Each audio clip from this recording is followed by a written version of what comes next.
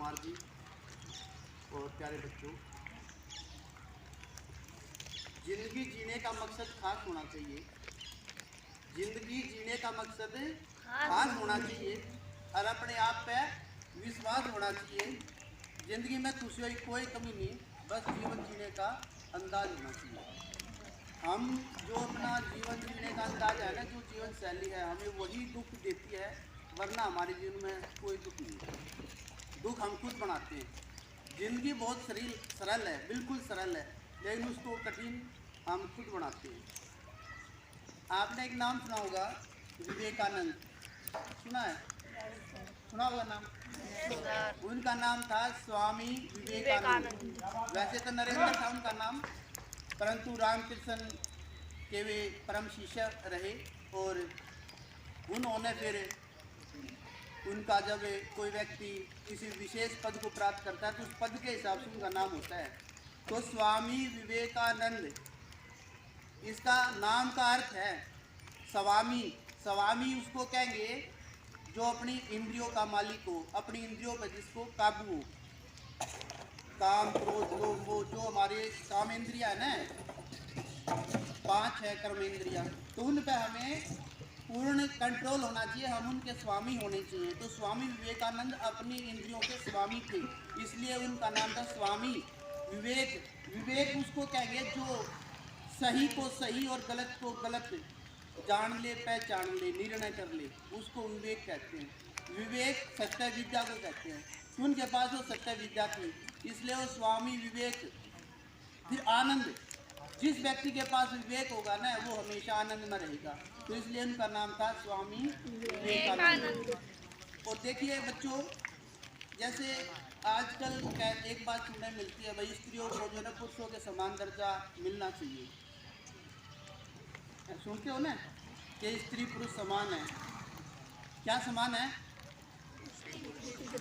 समान है। ऐसा जो समानता हमने कर दी, क्या उससे कोई बड़ा काम कर दिया है?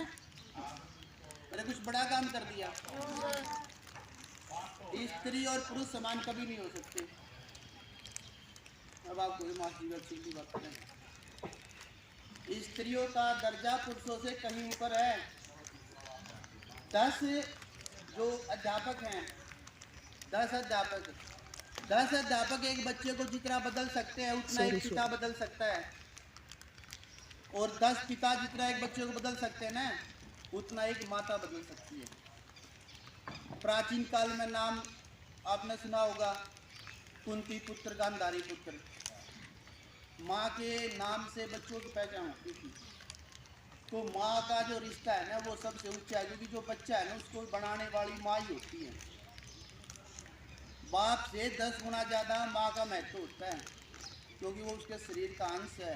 उसके जो विचार है, उस माँ के जो विचार है वो उस बच्चे के चित्त में जाते हैं, उसकी बुद्धि में जाते हैं, और उसका जो विकास होता है माँ के कारण ही होता है।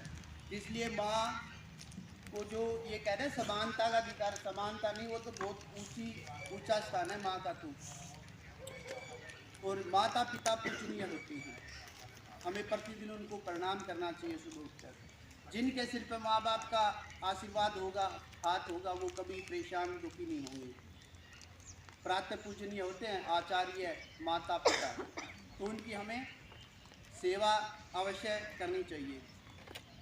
अब देखिए, एक बार एक राजा के पास एक व्यापारी आता है हीरे का, और वो 2 हीरे ले रहा होता है, और वो राजा को कहता है जी जो ये बता देगा नहीं इसमें से कौन सा हीरा नकली है कौन सा हीरा असली है, मैं उसको मुंह मांगा इनाम दूंगा।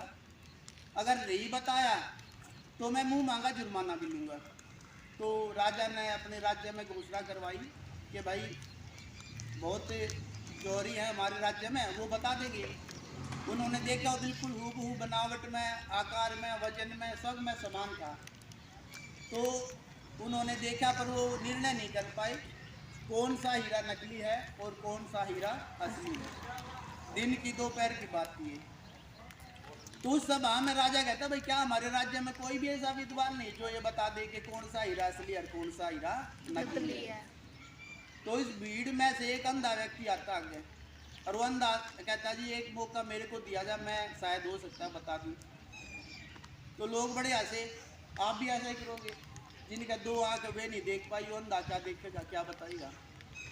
तो उस अंधे को हीरे दिए गए, दोपहर का समय था, उसने उन दो दो हीरो को छुआ और छू करके राजा को बता दिया कि ये जो हीरा है ये असली है, ये जो हीरा है ये नकली है। और उसे जो जो उसका मालिक था, जो लेकर आ रहा था, उसको पूछा कि बता भाई ये क्या सही है या गलत है? उसने कहा जी ये बिल्कुल सही बात है, जो इसने बताया जो हीरा असली है वो असली ही है, और जो नकली बताया वो नकली ही है। फिर राजा ने उससे पूछा कि भाई आपने कैसे पता चला कि ये हीरा असली है और ये हीरा नकली है? बात को ध्यान से सुनना। राजा ने पूछा कि आपको कैसे पता चला कि ये हीरा नकली है और ये हीरा असली है? उस अंधे व्यक्ति ने जवाब दिया कि जो गर्मी में भी ठंडा रहा ना वो हीरा असली है, और जो गर्मी में गर्म हो गया ना वो हीरा नकली है। वो दो हीरे रखे थे धूप में, एक गर्म हो गया एक ठंडा रहा। तो उसने कहा जो हीरा गर्मी में गर्म नहीं हुआ वो असली है, और जो गर्मी में गर्म हो गया वो नकली है।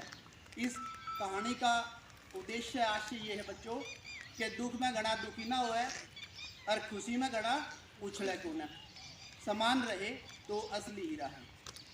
समझ रहे ना? प्रकृति के अनुसार अपने आप को समान बनाए रखना। बाकी ये बहुत ऊंचे लेवल की बातें हैं, अभी आप बच्चे हैं, बड़े होकर जब सीखेंगे ना ये बातें, इनके लिए आपको विवेक की आवश्यकता होगी, जो अभी समय लगेगा वो शिक्षा अभी आपसे दूर है, क्योंकि अभी आप केवल अक्षर ज्ञान सीख रहे हैं। लेकिन उसके बाद अध्यात्म की बात जब आएगी ना तब आप देखेंगे। और मैं पिछले 27 साल से अपनी डायरी लिखता हूँ, पिछले 27 साल से मैं अपनी डायरी लिखता हूँ। और स्वाध्याय का मतलब क्या होता है? स्वाध्याय स्वयं का अध्ययन करना। और स्वयं का अध्ययन कब होगा? जब हम रोज चेक करेंगे हमने क्या गलत किया क्या ठीक किया। ये जो आप डायरी दी है ना, पेन और डायरी सभी स्टाफ जनों को, वो इसलिए दिया है स्वाध्याय के लिए ही, कि अपनी डायरी में रोज लिखे आज मैंने क्या गलती की और क्या अच्छा काम किया है, और जो गलती की उसको भविष्य में ना करें। तो आप देखेंगे आपका जीवन बहुत सुधार की तरफ जाएगा। क्यों? एक दो गलती हमारे से जीवन में हर रोज होती छोटी मोटी, पर वो जो छोटी ही गलती है ना वो छोटी सी गलती ही फिर बड़ी हो जाती है। इसलिए बिल्कुल छोटी छोटी बातों पर हमें ध्यान देना होगा। पता है चोरी किसको कहते हैं? किसी की वस्तु उठा ली यही चोरी नहीं है। अगर मन में भी विचार आ गया ना, अगर हमारे मन में भी विचार आ गया कि ये चीज तो मेरे को मिल जानी चाहिए, तो भी वो चोरी होती है। इतनी बड़ी परिभाषा चोरी की। मन वचन कर्म तीनों एक समान होते तब कर्म बनता है। तो जो मन में विचार आते हैं ना, अच्छे आते हैं तो पुण्य और बुरे आते हैं तो पाप है। वाणी से भी किसी को गलत शब्द कहा तो पाप है, और अच्छा कहा तो पुण्य है। कई बार कहते नहीं चाहते हो, जैसे कई बार रिटायरमेंट वगैरह होती, कहते भाई कभी भूले बिसरे अगर गलत शब्द बोल दिए हो तो क्षमा करना। तो बोलने से भी, करने से भी और मन में विचार करने से भी पाप होता है। तो आप से मेरा यही अनुरोध है कि हमेशा अच्छा सोचो, आपके साथ अच्छा ही होगा। उस दिन संडे को थी ना वो मीटिंग, उस दिन देखो एक मैं छोटी सी घटना बताता हूँ, आप अच्छा सोचने की बात। हम संडे को एक मीटिंग में थे, मास्टर जी भी थे वहाँ पर, मैं भी था। हम पास पास बैठे थे ऐसे कुर्सियों पे, इस तरफ मैं बैठा था, ऐसे मास्टर जी बैठे थे। हम 1 घंटा भर वहाँ बैठे रहे लगभग। फिर मुझे प्यास लगी, पानी था ऐसे दूर, तो मैं पानी लेने के लिए चला गया। जब मैंने पानी का वो गिलास भरा तो मेरे मन में आ कि एक गिलास मास्टर जी के लिए भी ले चलूँ मैं, मेरे को प्यास लग रही थी, उनको भी लग रही होगी। तो मैंने 2 गिलास लिए पानी के भर के, मैं लेके इनकी तरफ आ रहा था। और जब मैं पानी के गिलास लेकर आ रहा था ना, मैंने अपनी चादर को ऐसे ही उस कुर्सी पे रख दिया, जैसे चादर ओढ़ रहा था मैं, चादर मैंने उतारी और ऐसे ही उस कुर्सी पर रख दी। जब मैं गिलास लेकर आना तो मास्टर जी मेरी चादर की तय करने लग रही थी। मतलब मैंने सोचा भाई मैं पानी पी रहा हूँ, मास्टर जी को प्यास लगी होगी, मैं एक गिलास उनके लिए भी लेकर चलता हूँ। मैं पानी लेकर आया तो मास्टर जी ने भी सोचा कि यार चादर नहीं पड़ी, मैं भी इसकी तय कर दूँ। मतलब देखिए एक बात बता रहा हूँ मैं आपको कि जब आप किसी का अच्छा सोचोगे ना तो वो भी आपका अच्छा सोचेगा। एक पुरानी कहावत होती है अपने यहाँ पे, एक बूढ़ी जाती सर पे गठड़ी धरे, अरे घोड़े वालों के बराबर का लिकड़ गया। और बूढ़ी बोली रे बेटा मेरी गठड़ी ले जाना है, मैं दुखी हो रही हूँ। वो बोला ना मैं ना ले जाता तेरी गठड़ी। फिर उस घोड़े वाले के मन में बेईमान आ गया, अगर बूढ़ी लगाई थी कि मैं दी गठड़ी में पावेगा, और के मना तो खाने का तो जरूर पावेगा, क्योंकि पुराने टाइम में पाया चला करते और कुछ ना कुछ चूरमा या और कुछ ऐसी चीज है ना उसमें रखते थे खाने पीने की। उसके मन में बेईमान आ गया घोड़े वाले की। उसने घोड़ा मोड़ा और उसने सोचा बुढ़िया ने के मेरा पटातू की गठड़ी लेकर बाज लिए। उसी समय बुढ़िया के मन में आ गया, अगर जो तेरी गठड़ी लेकर बाज जाता था फिर केक रही। तो घोड़े वाला उल्टा आया और उसने कहा ला बुढ़िया दे दे गठड़ी। वह बुढ़िया बोली बेटा जो तेरे तब बता गया ना वो मेरे तब भी बता गया, ईव ना देती मैं। ऐसी अनेक कहानियां हैं कि हम किसी का बुरा सोचेंगे तो वो हमारा अवश्य बुरा सोचेगा। और हमारा एक बात ध्यान रखना बच्चों, हमारे बुरा सोचने से किसी का बुरा हो या ना हो, हमारे बुरा करने से किसी का बुरा हो या ना हो, पर हमारा बुरा जरूर होगा, अवश्य होगा। तो इसलिए कभी भी मन में भी किसी के प्रति ईर्ष्या द्वेष मत रखा करो, हमेशा अच्छा सोचो। आप अच्छा सोचोगे ना आपके बारे में भी अच्छा सोचा जाएगा, और आप बुरा सोचोगे आपके बारे में अवश्य बुरा सोचा जाएगा। प्रैक्टिकल करके देख लेना, मेरा तो एक खूब अनुभव है काफी। कोई व्यक्ति आगे तो आ रहा है ना, आप मन में सोचो मैं इसको नमस्कार करूंगा, वो बड़ा खुश प्रसन्नचित होकर देखेगा आपको। अरे सोचो जो हो रहा गया खाने खरीदा, वो भी आपको ऐसे ही सोचेगा। ये व्हाट्सएप तीबा है ना, हम यहाँ से व्हाट्सएप करते अगले घर पहुँच जा है। मन का व्हाट्सएप बहुत पहले से बना हुआ है। जो विचार हमारे मन में है ना, ये तरंग फोन में क्या तरंगे तो हैं, हमारे यहाँ से फोन दूसरे के फोन पर चला गया, वो तरंगे तो हैं, वो तरंग हमारे मन से भी चलती हैं, मन से भी तरंगे चलती हैं। तो इसलिए आपको अच्छा श्रेष्ठ बनना है तो अच्छे और श्रेष्ठ काम करो। अच्छे व्यक्ति की सब खोज करते हैं, सब ना अच्छा चाहिए ना, अच्छा भाई चाहिए, अच्छा पिता चाहिए, अच्छी माँ चाहिए, अच्छा पति, अच्छी पत्नी, सबको चाहिए अच्छा। अच्छा बनना कोई नहीं सकता, जब अच्छा ना ही बनेगा तो फिर मिल जाएगा कितना अच्छा। तो प्यारे बच्चों, अच्छा बनने के लिए अच्छे काम करें, अच्छे विचार करें, अच्छी सोच करें। तो इन्हीं शब्दों के साथ आपने मेरी बात ध्यान से सुनी।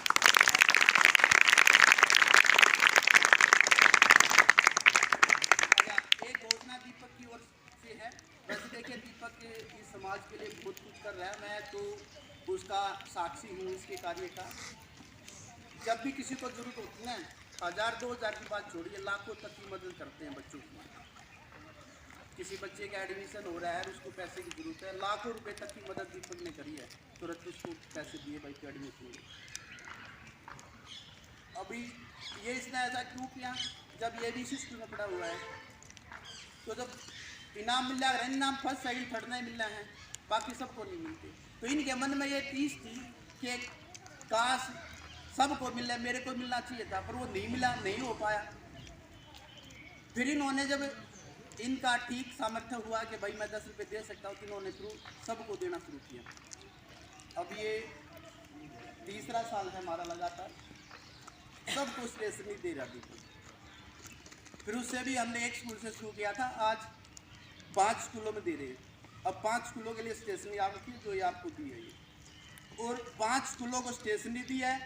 और जो सरकारी स्कूल हैं उनकी 10वीं और 12वीं की, जैसे यहाँ तो 10वीं तक का स्कूल है, लोहारेडी में 12वीं तक का है, उनकी बोर्ड की फीस भी दीपक भर रहा है। सभी बच्चों की जितनी फीस होगी बोर्ड की ये भर रहे हैं। और एक नई घोषणा हो रहा है, जो बच्चा 90% 10वीं कक्षा में जो बच्चा 90% से अधिक अंक लेगा, जो बच्चा 10वीं कक्षा में 90% से अधिक अंक लेगा, उसको दीपक भाई 5100 रुपये नगद पुरस्कार देंगे।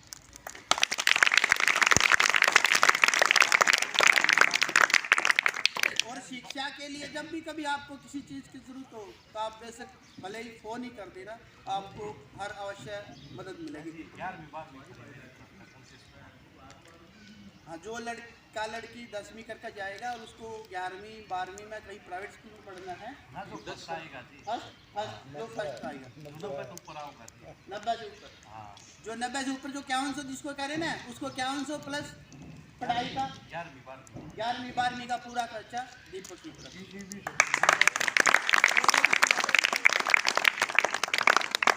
बस आप पढ़ो और ध्यान रखना, ये भी भ्रष्टाचार है। जैसे कहना वो सरकारी अधिकारी भ्रष्टाचार कर रहे हैं, आप भी भ्रष्टाचारी हैं। आपका काम पढ़ना, आप नहीं पढ़ रहे तो आप भी भ्रष्टाचार कर रहे हैं। ध्यान रखना इस बात का। आपके घर के नवा दवा के खवा पिया के बेचे हैं ना, किस लिए बेचते हैं? आप पढ़ें और आप नहीं पढ़ रहे तो आप भी भ्रष्टाचारी है, भ्रष्टाचार आप भी कर रहे हैं।